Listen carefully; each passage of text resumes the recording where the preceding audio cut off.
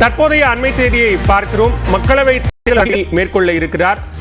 இதனால் போக்குவரத்து நெரிசல் ஏற்பட வாய்ப்பிருப்பதாக கூறப்பட்டிருக்கிறது. இது எந்த பகுதிகளில் வாகன நெரிசல் ஏற்படுவதற்கான வாய்ப்பு இருக்கு?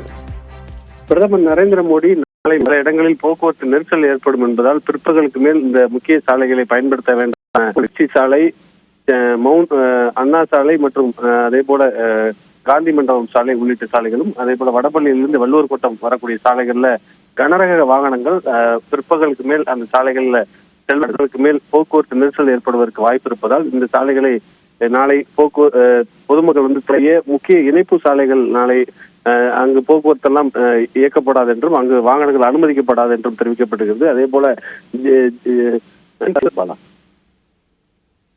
நன்றி கோகுல், விரிவான விவரங்களை பதிவு செய்து